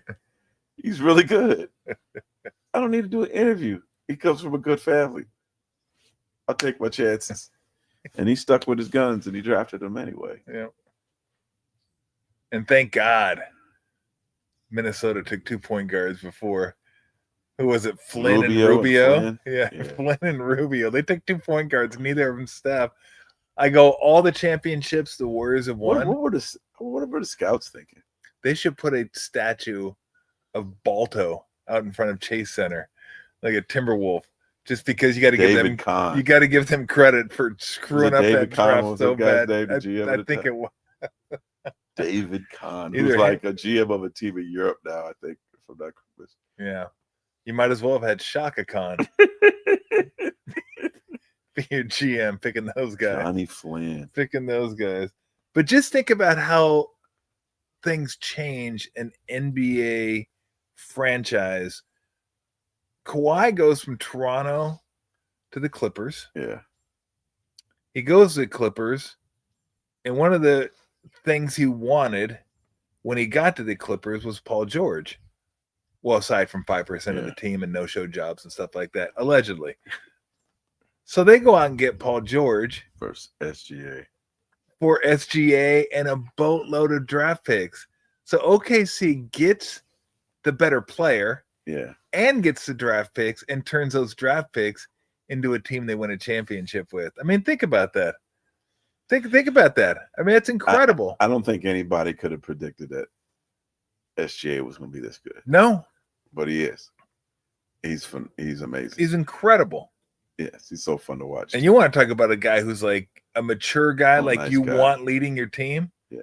Like I said the Warriors are the luckiest team in the NBA because they have a stable superstar that as the face of your franchise, you can go to bed with 99.9% surety every night knowing that he's not going to embarrass the organization. Yeah. He's going to work his ass off and he's going to be ready to go for games. Yeah. I feel the same way. I felt the same way about Duncan. Well, I feel the same way about Shea. Really good people. Like that's the guy you want being the face of your organization. He's going home. He's with his lady. Somebody told me like they had like some championship party, and it was like Shea was there for like 2 seconds. He was the Oak Room, which was one of my hangouts. Come finals time, I was there, but he like just like seeing a ghost in Oklahoma City. He's home. Yeah, no, I love him. I love his game. Yeah. By the way, news LeBron sidelined 3 to 4 weeks. Oh, really? Due to sciatica on his right side. So that's gonna that's something me when you would have, right? Sciatica. I probably had it. I might have it right now. I might have it right now. That's the old man injury. I might have some for lunch. That's the old man injury right there. That might be a first. So he's gonna miss the Warrior game then, opening night. Oh, look. That's an old man injury. No, it's an old man injury. But he's had the longest prime. Yeah. Him and Tom Brady have had the longest primes in the history of sports. He's never missed a season opener. Has it? I don't think so. Oh, wow. That's pretty big. That's pretty cool. You get alerts on your phone? No, Apple Watch. This thing saved my life, man. How? Were you lost in the woods? No. Were bunnies attacking you? I was getting notifications on my Apple Watch. Buddies. Yeah, in my dreams. Different kind of buddies. Easy.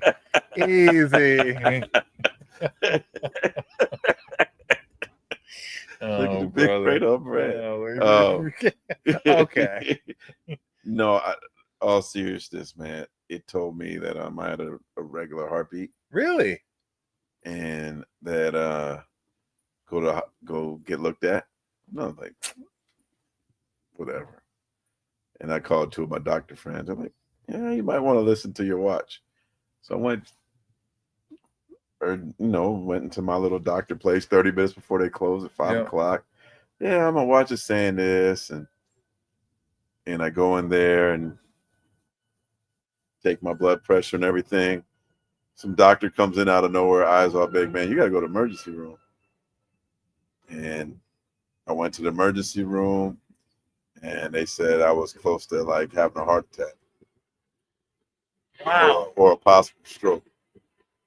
And so my Apple Watch told me that I had a major heart issue. And it had been trying to warn me for a couple months, and I wasn't paying attention.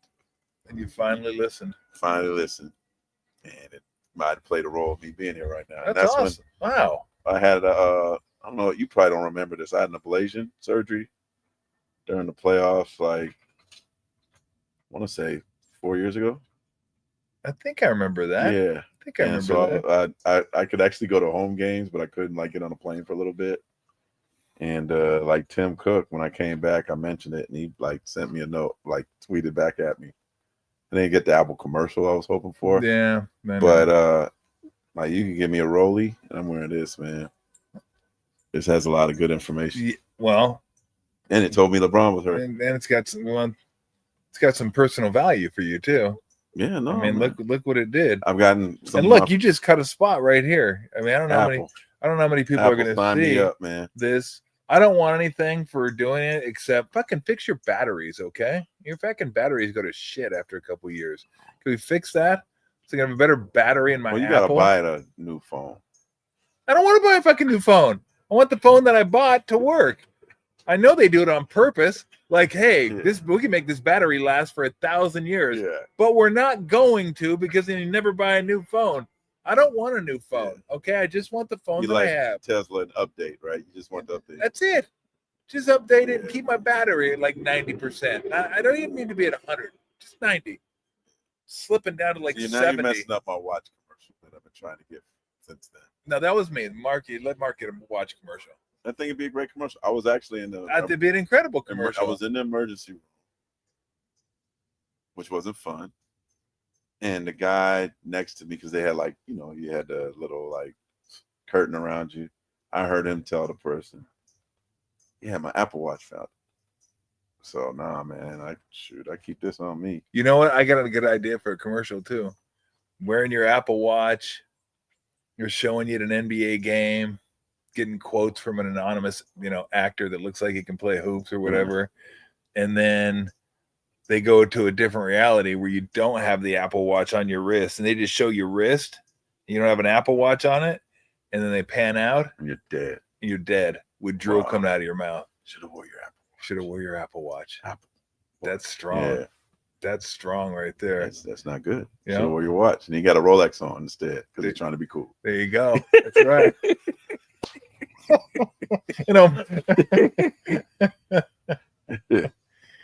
It is shocking how much watches cost. I've never worn a watch my entire life. I'm telling you. No, I know they're not cheap, but they're not. But I mean, some of these watches. $5,000. What? That's about. It's not a $5,000 watch. I've seen watches like 30,000. Yeah. I'm like, what does it do? Everybody shouldn't have money. Tells time, right? Everybody shouldn't have money. Isn't that what a watch is for? Tells time. Everybody shouldn't have money. And I like when they try to sell you a watch. They go, look, it's down to the second accurate, down to 150 meters. Fucking, when am I going to go 150 meters under the water? Like, I give a shit.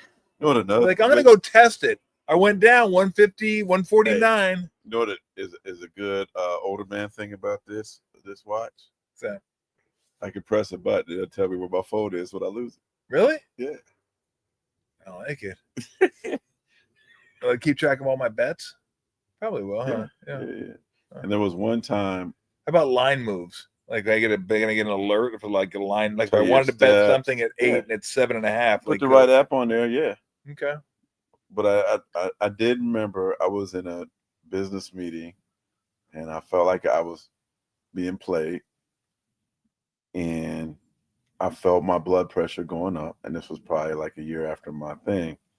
And I'll tell you, I went like this, and I clicked the heart, and it showed me that my heart rate was elevated because people were trying to play me. They thought I was stupid, and I excused myself and got up and went in the other room for a minute, calmed down. And like my Apple Watch showed me, like, yo, man, like you need to take a break for these folks, man. See, really, I mean, you're down with that Apple Watch. No, I kind of feel like we're moving into that movie. And it's like Star Wars, Star Trek, where I could talk. You know that movie, Her? Yeah. I feel like we're kind of moving into that territory where that watch is kind of like, nah, I'm good. I'm good. Do you have AI on your watch? You should have AI. My buddy has nah, I'm cool with that. My buddy has AI on his phone. Yeah. But when he asks AI a question, it's like a sexy girl voice. Oh, really? What happened in the game today? Well, it was a single to left by the. I'm like, what in the hell? What are we? English female voice? Yeah, it's like, what are we doing here? What are we doing here? Yeah. It's a single to left that scored so and so as I take off my bra and my. What'd you just say? AI? What are we doing? What's going on with this AI? All right, before I let you go, let me ask you one more thing, and then I want to get your NBA Finals prediction. Why are you doing that? I don't know. I don't have to. I was going to say Cleveland and Oklahoma City. I'll tell you, but go ahead. Would be the teams that I would say are probably the favorites, and I would think they'll be there. Yeah.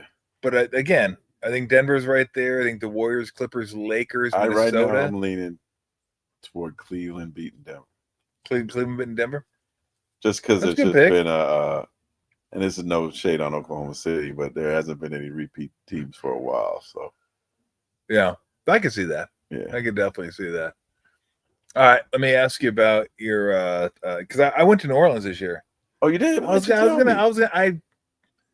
totally biffed it. I was gonna call you. Should have. And find out the spot had the whole red carpet. Go to eat and everything. Or the dirty carpet. I would have the whole dirty carpet. I would have been in. Oh, I would have been in. We were only there for like 5 days. Only? Yeah. That's enough. Is it? All right. Well, maybe 4 days. No, it's 5 days. No, it's 5 days. We went to Baton Rouge to see an LSU game. Which game? LSU, Florida. I was there. Shut up. I was at the game. Were you really? Same time. What the fuck? Were you really? I was at the game. Damn. I should have called you for seats. Should have. Because we were way up top. I was in the club suites eating gumbo and jambalaya. I was sweating my ass off, man. It was hot as hell. And I had 2 extra seats. Did you really? Oh, we needed 4, so you couldn't have accommodated. I knew somebody. Nah, that's okay. Oh man, I was like, yeah, gumbo, jambalaya, fried catfish. Really? Yeah, it had everything in the club. Yeah. One of my friends going to. I said, buy a club seat because the food is this is phenomenal. Wow, I probably should have got a club seat. It probably would have been just not much more expensive. Beer, and they have frozen daiquiris.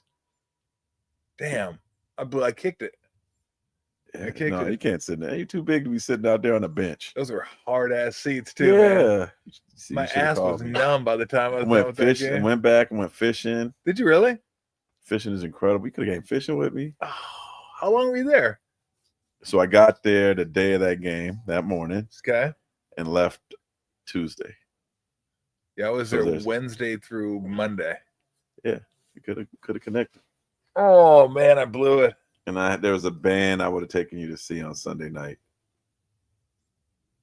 I could have been Niners, Saints, and then a band. Yeah, I totally kicked it. I kicked it. Yeah, yeah.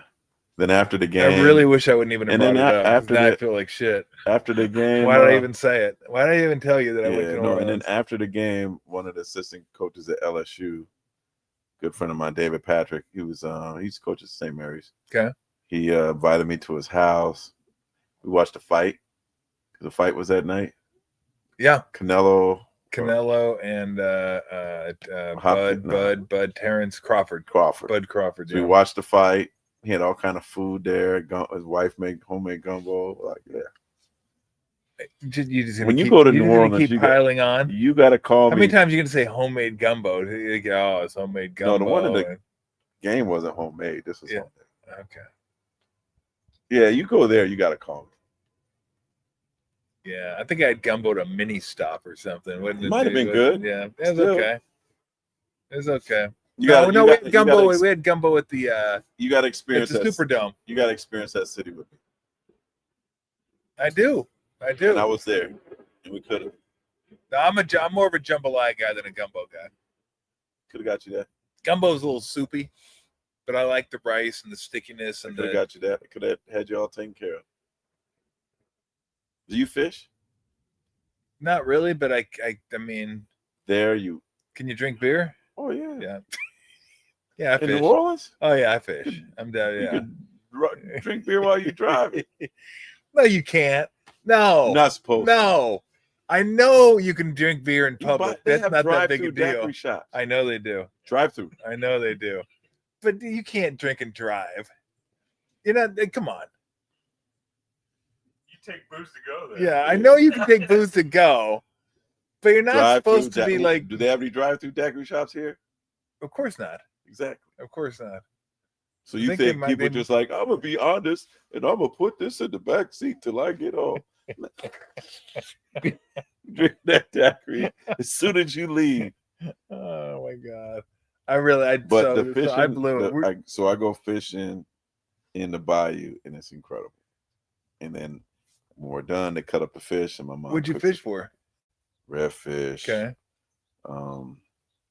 Catfish. Some trout. Oh, okay. Bass. But like we're catching some monsters, man. Yeah, you would have fun. Damn. You'd have fun. Next time, just let me know. I'll fly out if you're going. Oh, wow. All right. Any chance I can see my mom too? But she still lives there. Does she? Yeah. Oh, close to New Orleans.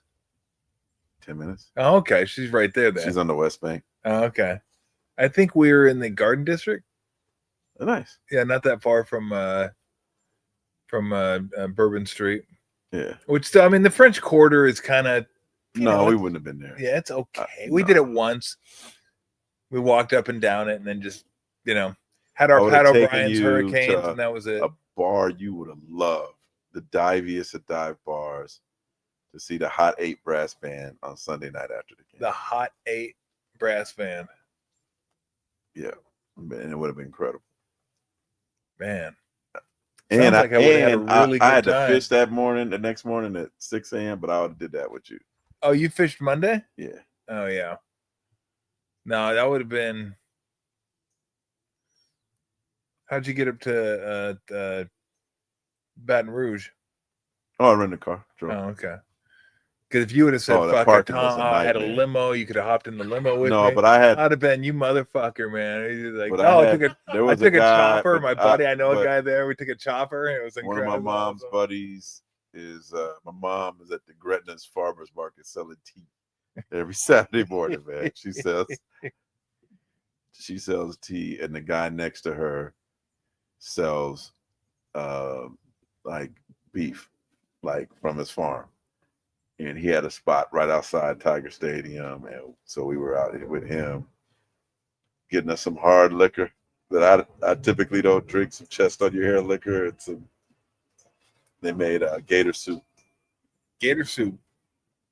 It was really good. It's like a gator chili. Gator chili. What do you think, Lou? Gator chili? Sound good? Yeah, man. I wish you hit me up. Who'd you go with? Bergie. My buddy Bergie, my brother Jeff, okay, and then my buddy Steve. So there's 4 of us. Yeah, and we had a great time. Yeah, game was awful. We had the game was. Yeah, the game was. Yeah, it was a bad game. Yeah. No offense, all defense. You were burning up. I was drinking a daiquiri. Oh, it kills me. Food was great though. The The sandwich. What's the sandwich they serve down there? The po' boy or something like that? Oh, yeah, po' boy. Yeah, we had I got a bad one. Dry. Yeah. Wasn't very good.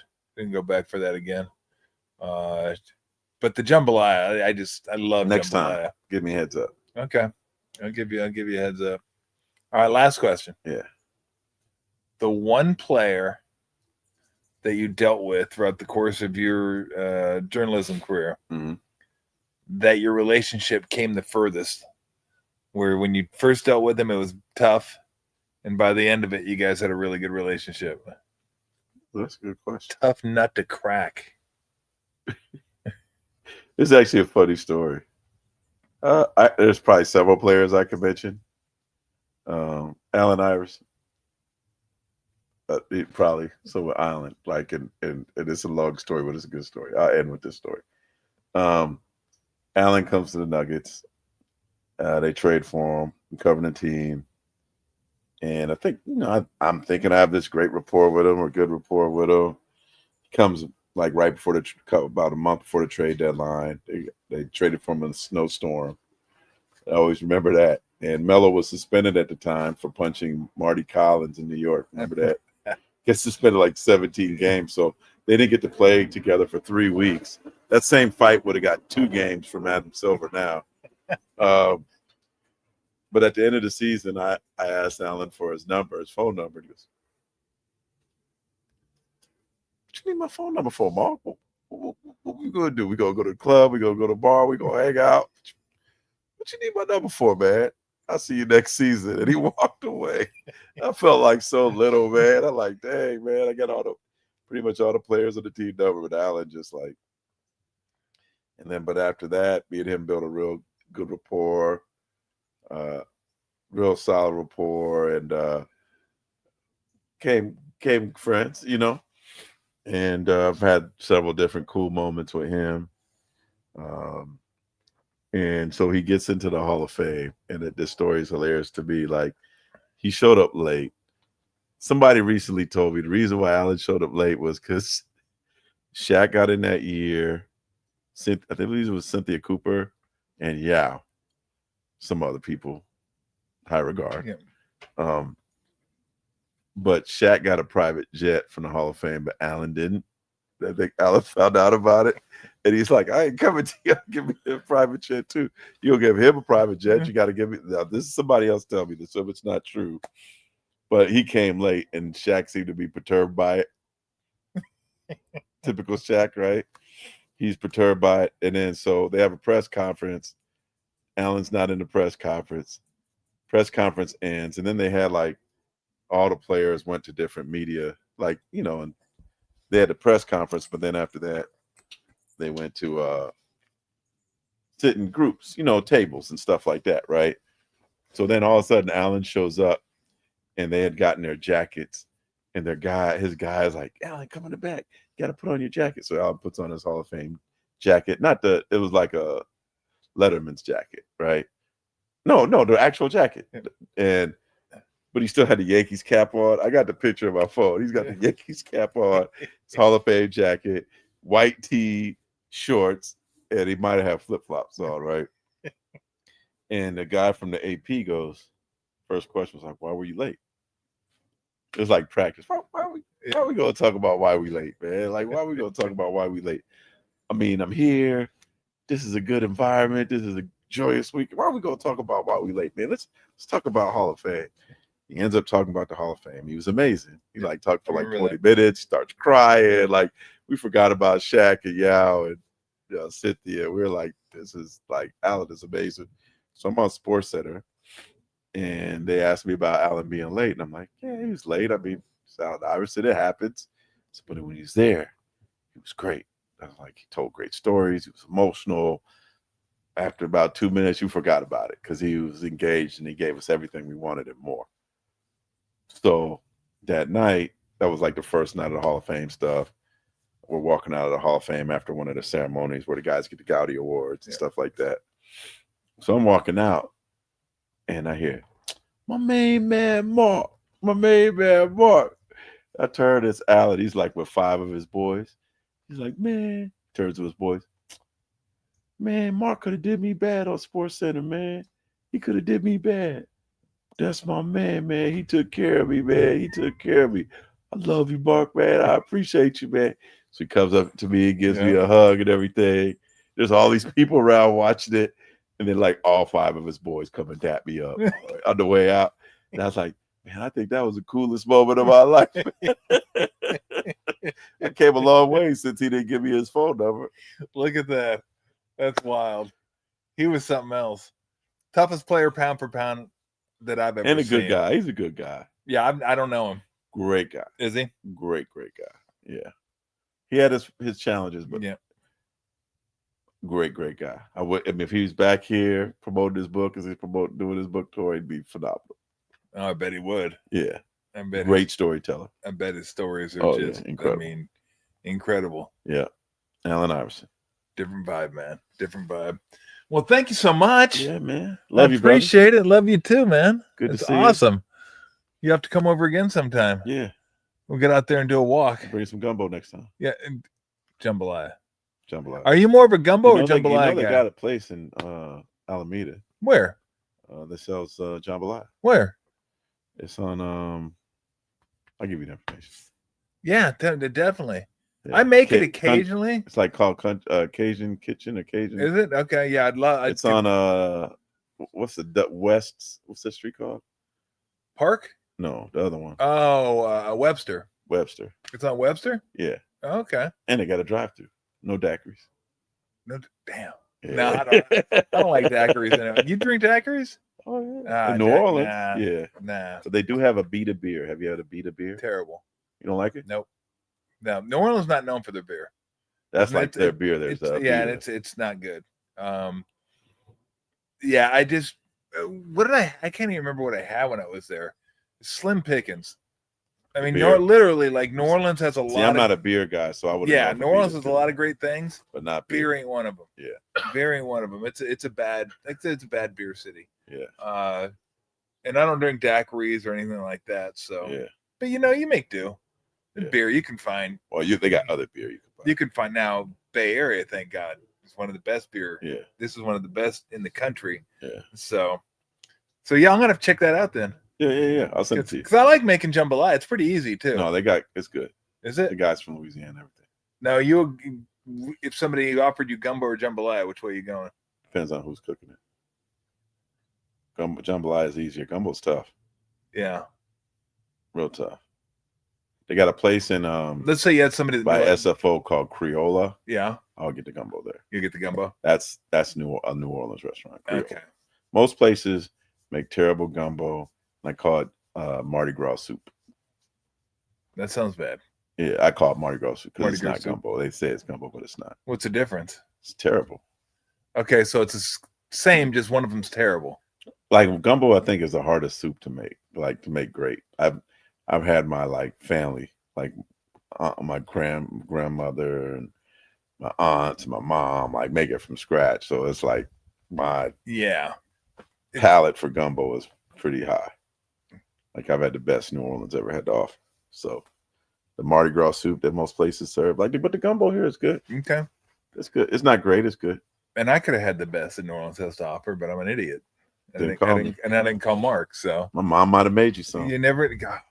But she will be out here for Thanksgiving. So was she? I'm gonna tell her to make some jambalaya.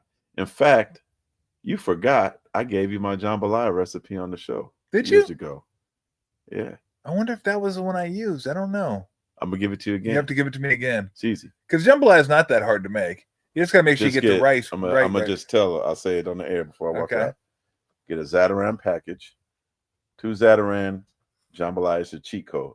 2 jambalaya Zatarain packages. A third of really good tomato sauce. Okay. And then some good seasoning. And then put what you want in it. So it's like andouille sausage, chicken, shrimp. Yep. I usually do all 3. Easy. Yep. That's it. And you know what you got to have too. I found out what you got. I mean, I know. Bay leaves. It's 2:00. She's like, it's time to eat. She eats at 2. Yeah. So we're way past that. So she's been pretty patient, but just to top it off to make it feel like Crystal hot sauce. No question. Like you can have other hot sauce, but it's just not the same. You got to have Crystal, Crystal hot sauce on the jambalaya. Yeah, or Louisiana hot. And I don't even know if I Louisiana use hot? Crystal hot sauce for anything else No. other than like jambalaya. Bro, that's it. When you make this jambalaya, you'll be fine. It's not hard to make. Yeah. Just that's perfect for me. Yeah. Not hard to make. Yeah. See, she's not giving up now. Get her lunch. She's not giving up. Are you ready? At Let's do it. lunchtime? Okay, I'm going to ask you before we let Mark go. Yeah. Are you hungry? Yeah. Are you? Well, okay. Oh, yeah. That's the end of this. It knows English all of a sudden. The end of the show. Thanks, Mark. All right, now. All right, everybody. We will be back tomorrow with some football picks, and Bob Myers will join us as well. You ready to eat? You hungry? You ready? Should we go? Oh, my God. Let's go. Jesus.